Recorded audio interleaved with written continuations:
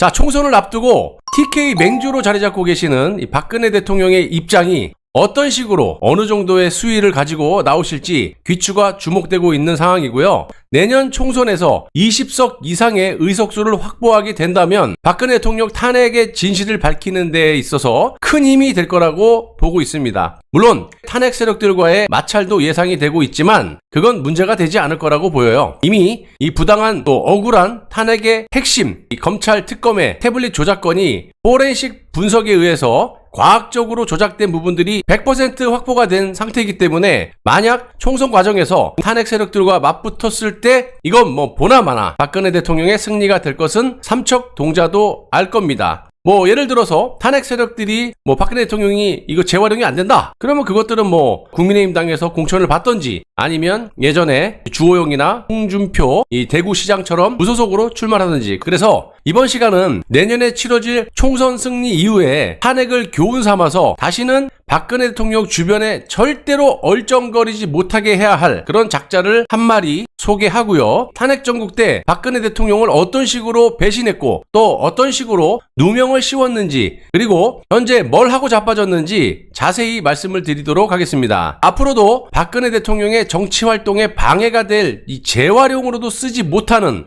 탄핵 주범들을 여러분들께 소개해드리도록 하고요. 첫 번째 이 주범은 박근혜 정부 때 청와대 경제수석을 역임한 안종범입니다. 안종범은 당시 뭐에 쫓기듯이 재단 출연금을 300억 원에서 500억 원으로 증액을 시켰었는데 이 또한 박근혜 대통령이 지시한 것처럼 누명을 씌운 인물입니다. 방송을 끝까지 들어보시면 얼마나 황당한 짓거리를 했는지 정말 뒷골을 딱 잡고 보셔야 될 방송이라고 보여집니다. 자, 박근혜 대통령께서는 정치 복귀 후에 반드시 이러한 놈들, 재활용이 안 되는 놈들, 쓰셔도 안 되고 측근에 두셔도 안 되고 그냥 모른 채 해야 돼. 더 나가서 재수사를 통해서 발본색원해야 될 것을 여러분들께 말씀을 드리고, 박근혜 대통령 탄핵을 시키기 위해서 탄핵 세력들이 가장 큰 고민을 했던 부분이 바로 뇌물죄입니다. 뇌물죄. 2004년 노무현 탄핵 당시 기각이 된 사유가 바로 현직 대통령이 뇌물을 받아먹지 않으면 탄핵이 불가능하다라는 거예요. 노무현은 그렇다 치더라도 박근혜 대통령의 청렴함은 전 국민이 아는 사실인데 이런 분을 상대로 뇌물죄를 엮기에는 엄청난 부담을 가지고 있었다라는 겁니다. 그래서 전경련과 공모해갖고 K스포츠 미르재단의 출연금 명목으로 그리고 최서원의 딸 정유라의 말 3마리를 뇌물로 엮어버렸던 겁니다. 미르재단이 박근혜 대통령의 지시에 의해서 정상적으로 진행이 되었다면 안종범은 처음부터 이런저런 거짓말을 해서도 안 되고 또 이 사람 입장에서는 거짓말을 칠 수밖에 없었던 그런 입장이겠죠.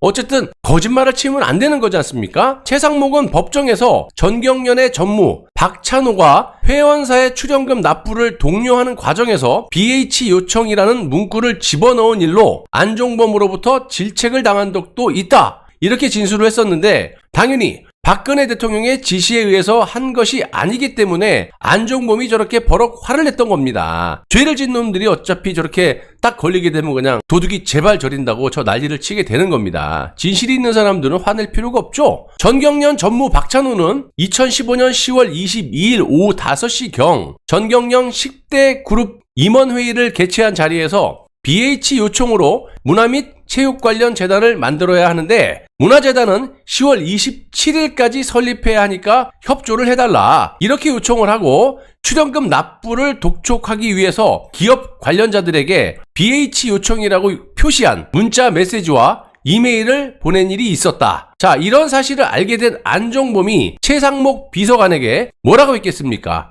전경련의 누군가가 기업들의 출연을 요청하면서 BH 요청이라고 쓴 문자와 이메일을 돌렸다라고 하는데 그게 말이 되느냐라고 하면서 화를 냈다는 겁니다. 그러면 박근혜 대통령께서 돈을 달라고 대기업이 협박한 건 말이 되냐? 자, 아무튼 최상목이 확인해보니까 이런 메시지를 보낸 사람은 전경련의 박찬호 전무였다라는 것이고요. 박찬호는 최상목에게 나의 실수였어. 앞으로 그렇게 하지 않겠다. 라고 이야기한 것으로 최상목의 진술조서에 기록이 되어 있는데 최상목은 실제로 그런 일이 있었다고 법정에서도 인정을 했었습니다. 안종범이 이런 식으로까지 청와대 개입 사실을 철저하게 숨기려고 한 것은 미르재단이 청와대나 박근혜 대통령의 지시와는 무관하다라는 것을 입증하는 거 아니겠습니까, 여러분? 또 공소장에 따르면 미르재단 출연금이 300억 원에서 500억 원으로 갑자기 증액된 날이 2015년 10월 24일이고 이날은 미르재단의 설립 이사회가 열리기 바로 이틀 전이라는 거예요. 이 바람에 전경련은 500억 원을 기준으로 하는 새로운 출연금 분배안을 작성하는 한편 법인 설립 허가에 필요한 서류들을 대폭 수정해야 했던 것입니다. 전경련으로서는 당연히 비상이 걸릴 수밖에 없었던 것이고요. 이런 짓거리를 한 주범인 안종범은 재단 출연금 증액 이유에 대해서 당시 이렇게 아가리를 놀려댔었습니다. 이승철 부회장이 처음에 300억 원으로 하려고 했었는데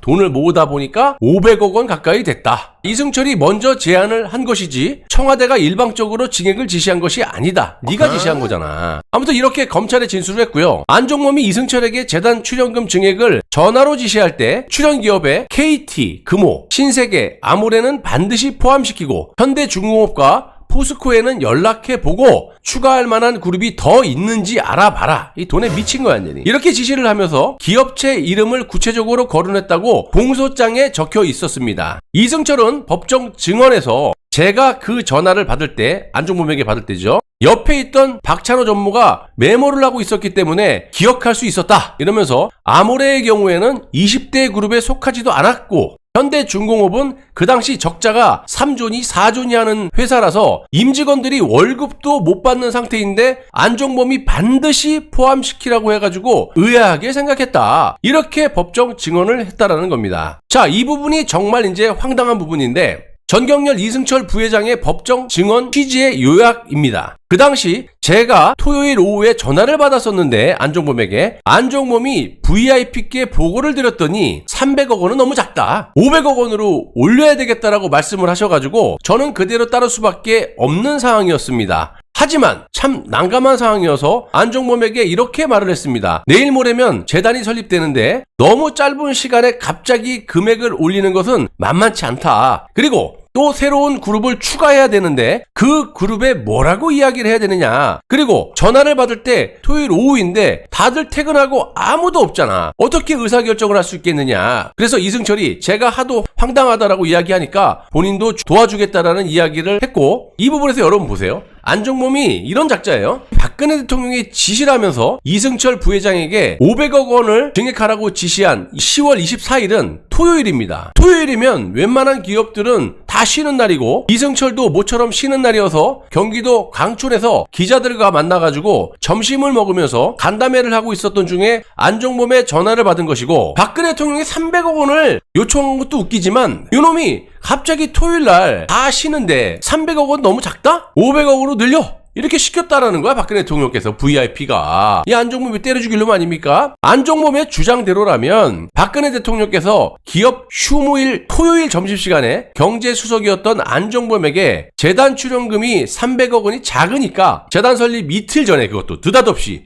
200억 원 더 늘려서 500억 원을 뜯어와. 이런 지시를 박근혜 대통령께서 했다라는 건데 안종범 이게 사람입니까? 또 안종범이 반드시 포함시키라고 지시한 신세계그룹은 미르재단의 출연금을 내지 않았었어요. 신세계 정동혁 상무는 검찰 조사에서 이렇게 말을 해요. 전경련에서 미르재단 출연금을 요청할 당시에 박근혜 대통령께서 직접 챙기면서 재단을 출범시키라고 한 사실을 정확하게 인지했더라면 거절하지 못했을 건데 단순히 정부나 청와대에서 그런 연락이 왔구나 하는 정도로 생각했었고 그 당시 회장이 해외 출장 중이어서 결제가 곤란하다 이러면서 거절했다라는 거예요. 박근혜 대통령이 신세계라는 기업체 이름을 콕 집어서 직접 언급하면서 출연금을 내도록 강요했는데 신세계그룹 회장이 해외 출장 중이라는 이유로 돈을 내지 않았다라는 것도 말이 안 되죠.